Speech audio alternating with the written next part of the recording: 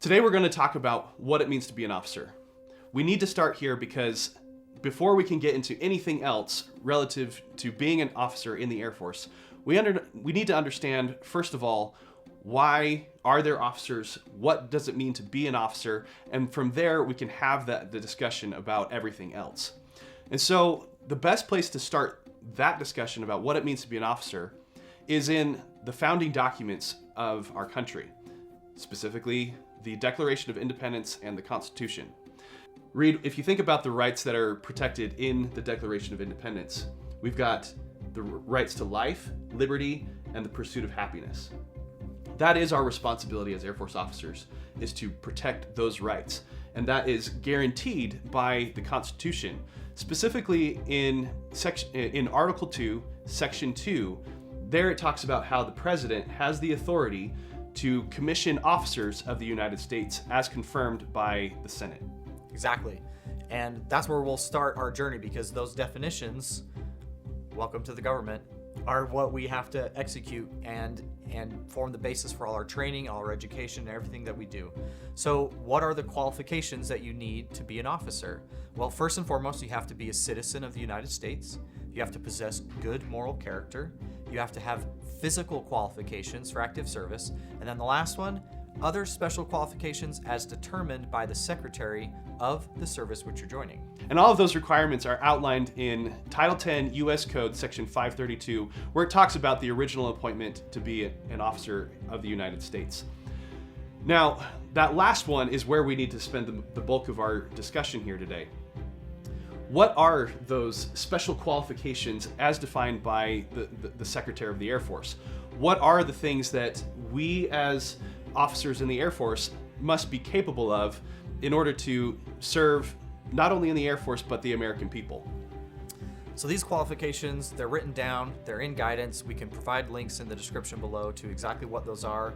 The reason we're going to do links is because they change. They haven't changed a whole lot, but every once in a while they do adjust. There are age requirements, there are specific fitness requirements, there are education requirements. Right now it's a bachelor's degree is required. That's probably not going to change anytime soon. But all of these things are somewhat flexible because they're, again, defined by the Secretary. And a lot of those qualifications and things are what we want to talk about: physical fitness, training, education, and experience and background. And all of these requirements are outlined in an Air Force Manual 36/2032. Again, the link to this document will be in the description below. We invite you to go check it out. It's not easy reading, but all of the information that you need to become an Air Force officer is in there. And then on top of that, that will help you to move in the right direction, knowing what is the path that you need to follow in order to meet those requirements and ultimately receive your commission. There are 3 different commissioning sources, places where you go to receive that commission as an Air Force officer. We're going to talk about each of these different places individually, but they are the Air Force Academy, Air Force ROTC, and Officer Training School. But Colin, aside from those, really checkbox type things that are outlined in the instruction, I think it's really valuable for us to explore the idea of what it means to be an officer, what it means to be a commissioned officer in the United States. That really needs to be defined, because that definition will become a significant part of your identity while you wear the uniform for this nation. So Colin, to you, what is a commission? What does it mean to be an officer? Yeah, absolutely. I'm glad that you wanted to go that direction, Reed, because that really is the most important thing, is that we understand what does it mean to be an officer. Not just to have the commission, but what does that commission mean? If we think about what a commission is, that is special trust and confidence given to you by the President of the United States, confirmed by the Senate, for you to serve on behalf of the executive branch for the American people. And it's that word trust that I think is most important to everything that we do. Yeah, exactly. That special trust and confidence, that language comes directly from the Constitution and U.S. Code. So what does trust mean? Colin, you and I have, as we've gone throughout this journey trying to bring this information to our audience, we've done a lot of learning and growing ourselves. For sure. And something we've definitely narrowed in on is this idea of trust. And for us, trust means connection, competence, and character. A person possessing those 3 things is worthy of trust. And so let's explore those ideas a little bit before we get too much further ahead. Yeah, absolutely. Let's start with connection. What does it mean to have connection to the people that you serve with? We're talking about being open and vulnerable and willing to engage with the people that you lead. You need to understand them, understand their concerns, the stuff that the barriers that are preventing them from being successful, and not just from your perspective, but from theirs. Yeah, and this makes sense, right? If you can't go to your boss with problems, you're not going to be a very good leader. They're not going to want to bring you their problems. That's something Colin Powell mentioned, and we can provide a link to that really good interview where he says it's all about trust. And he's also said before, if when soldiers stop bringing you their problems, that's when you know you're no longer a leader. So totally agree, connection's super important. It's also really hard. There are a lot of people from a lot of places. Colin, you and I have a fairly similar background, but we also have pretty divergent ways of thinking. And being able to bridge those gaps and connect to people really matters. The one I want to talk about is character, because I think it's probably the hardest to define, yet we all know how important it is. And I think, too, it's the one that most often is associated with trust. The idea of being someone that you can confide in because of the way they conduct themselves, the je ne sais quoi about who they are. Again, it's kind of hard to define, but character, we all understand how important that is. Yeah, and it's written into multiple different places in our founding documents, in the Air Force instructions, that good moral character is central to being able to receive that trust as an Air Force officer. And the typical way of describing character is your ability to pass like a background check because of a lack of criminal background or drug use or something like that. But we feel like a definition of character needs to go far beyond that. Yeah, absolutely. The things that get people removed from command don't seem to revolve around many other things other than character. Right. And so that's something we're going to explore on this journey with Commission Ed. So come along. We're excited to have you on this journey. Colin, what's the last one we want to talk about? Yeah, we can't have a discussion about being an Air Force officer without discussing competence. Every single officer is assigned a career field, a skill, a job that they are responsible for, and you do need to be competent in that. You do need to understand your craft. You do need to be able to execute the mission and lead people, manage resources, innovate, and improve the unit where you've been assigned. All of these get wrapped up into this idea of competence as an Air Force officer. Absolutely. And without question, the first 7 to 10 years of your career are going to be very focused on you getting good at your job, because that's what our nation expects of us. That's what they demand of us, and that's what they deserve, is competent airmen doing a good job. At the same time, all of these 3 characteristics are critical components of trust, and they rely on each other. If you are really good at your job, but no one wants to be around you, you're not going to be a very effective leader. And likewise, if you are not a very good person and people don't want to be with you, they kind of don't care how good you are at your job.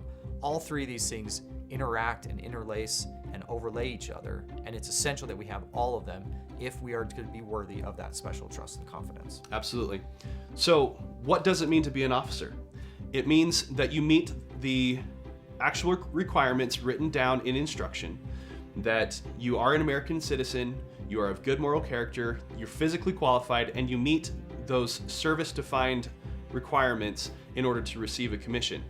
But on top of that, that you continually are growing your character, your competence, and your ability to connect with others so that you can serve them, serve the American people, and make sure that the Air Force is able to accomplish its mission.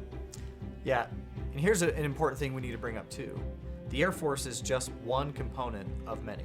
Right. We are just one small part of the overall U.S. government. And when you just think about the Air Force and its small part in that, sure, it makes a lot of sense to be, whatever trade I'm assigned, I'm going to lead my unit very well. But we need to be thinking up and out. That is one of the responsibilities of an officer, is to have that strategic vision and understanding of the world.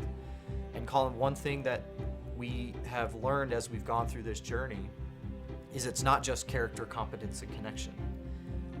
There's a reason, there's an end goal, there's a destination, a purpose for all of these traits. and that's to become a commander. I've recently completed Air Command and Staff College in correspondence, and I learned a lot as I went through that educational experience.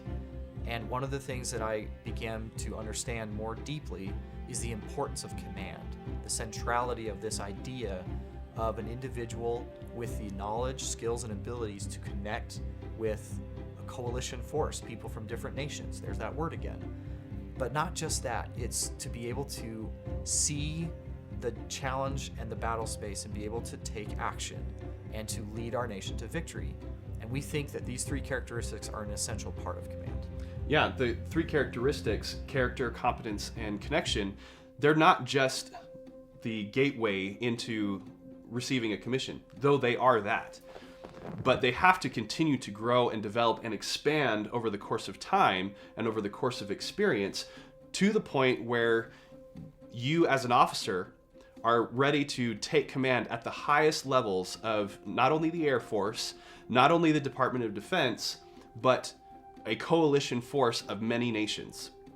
Imagine being responsible for tens of thousands of airmen, of soldiers, Marines, you name it, from all over the world, and being able to communicate a clear vision and understanding of what it is that you are trying to do at that time and place, and doing it across cultural barriers, across languages. That truly is what it's all about, is being able to command because of your character, competence, and connection at that highest level. Yeah, and I don't know, win our nation's wars, no pressure, right? So it's kind of a lot. It's kind of a lot. And Colin, you and I, as we've gone through this, we've tried to understand what all of this means to us. Because something that we've identified as we've gone through this journey is the students that were the most successful understood who they were. They knew who they themselves, their unique person, who they were. And they were able to leverage their background and experience into being themselves as an officer. And so for me, as I've thought about this idea of what is an officer, the things that I've thought about as I've tried to develop my leadership characteristics and my leadership traits, my leadership philosophy, it comes down to another trifecta for me. And that's someone who can learn, someone who's willing to serve, and someone who understands that they have to lead. And that's kind of the three things that I think about when I think about being an officer. Colin, what are the things that you think about and your leadership philosophy? Yeah, I mean, the best way that I've come to understand the responsibility of an officer is through the lens of being a father. Reed, you have kids? I do, yeah. I have kids. By far, the most difficult job that I've ever had to do in my life is raising up another human being to understand and succeed in the world around them. But that's no different than what we're trying to do as an officer, is being that father and mother figure, right? Because it's not just about men, it's also women who wear the cloth of the nation and serve as an officer. But in that father or mother figure role, where you are responsible for the well-being of these people, helping them to grow and develop and lead them to a place that they would not naturally go themselves, but is the place where they have to go in order to truly succeed. And sometimes there's a little bit of tough love there. You have to offer the course corrections that are going to get them to where they need to go. So that's the best way that I've understood what it means to be an officer, is through the lens of being a father or a mother. Yeah, totally agree. And I think this is pointing out a really valuable lesson for you and I, Colin, as well as our audience. We've talked about this before. You can't just read the stuff out of a book. You can't just, hear what we have to say today. So challenge to the audience. Encourage you to write down your leadership philosophy. What does it mean to be an officer to you? Maybe you're not one, but you have ideas about what officers look like, what they should look like.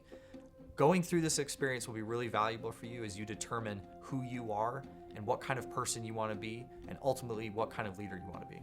Yeah, and remember, what is the ultimate purpose of this? Is to be the kind of officer that our nation needs, that our airmen need. And having that self-aware definition of what it means to be an officer is the thing that's going to serve you better than anything else. But it doesn't stop there, right, Reed? Absolutely. You need to share this with other people. You need to engage in conversation, help others to develop their own definitions of what it means to be an officer, because that's how we're going to improve. Absolutely. So here's our plug. Share, like, and subscribe. You can find us at our website and in our Heritage Room, where you can engage with us and with other like-minded individuals. We'd love to hear from you. You can find us in various social media outlets as well. Colin, anything else before we wrap up today? Yeah, we would love to hear from you about what your definition of being an officer is, what does it mean to you, and help us to improve our own definitions of being an officer, because we know we don't have everything absolutely right. We have our own ideas, but we can certainly learn, we can continue to learn, serve, and lead together on this journey of being an Air Force officer. Absolutely. Thanks for joining us today on Commission Ed.